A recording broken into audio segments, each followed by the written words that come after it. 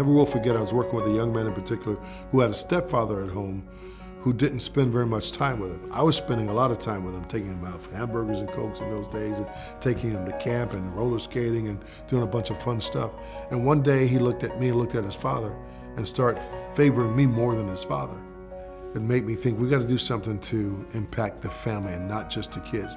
We hold education and training that are about connecting the dots between your own childhood trauma and the things that you experience and some of the harming behaviors we may have now as an adult. When I got to experience that conference and share my story, connecting those dots and seeing that my story and all those things that had happened to me were very significant and that they mattered, I feel like that was the end of what abuse looked like in my family, or the end of what harm caused looked like in my family. It's meant generational healing, it's meant generational change. This is why I stay here at South Center Foundation. I can see it. It's not about data, it's not about measurements, it's about seeing life change and then the impact they have all the way down to their children's children.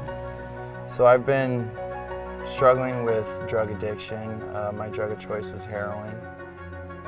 I have a 2-year-old son, his name is Johnny, and he's definitely a big reason why I got sober. See, I tried to get sober while being a dad to him.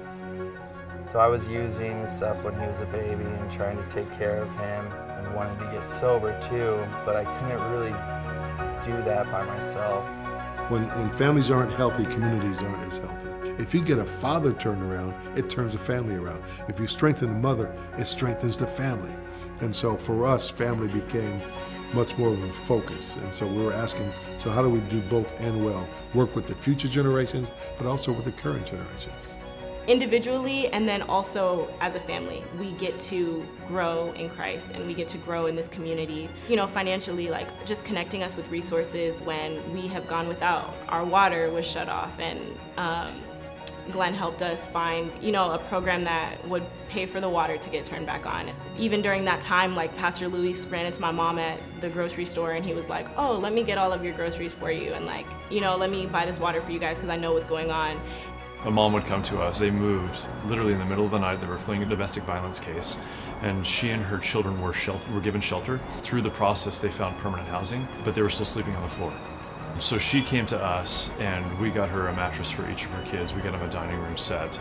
And the follow-up work that was done was to connect with her and say, how has this changed your family? She said, my kids are sleeping in a bed now.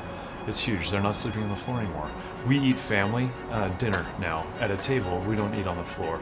It's a small step toward making a family whole. It's a small step toward offering dignity and stability back to the family after they've gone through whatever atrocities befallen them. You know, it took a lifetime for me to feel good about who I was because of the era I grew up in. And we don't want our children and grandchildren to carry that load because they have it in them to benefit the world. Personally, what's so heartfelt and incredibly wonderful to me is to be able to tell them a good history story, a story that talks about people working together, a story that doesn't create racism, a story that doesn't diminish one person or another. We're talking about an incredible hope for not just my grandchildren and great-grandchildren, but more generations. When you know who you are and you're proud of who you are, amazing things can happen. When you care about the family, it does something to a person. I don't have to worry about me and my son sleeping on the floor or not having a place to sit around and, you know, just talk and look at TV and everything. So I'm very happy about that. I thank God that you all were here, the Furniture Bank. Whoop, whoop. Okay.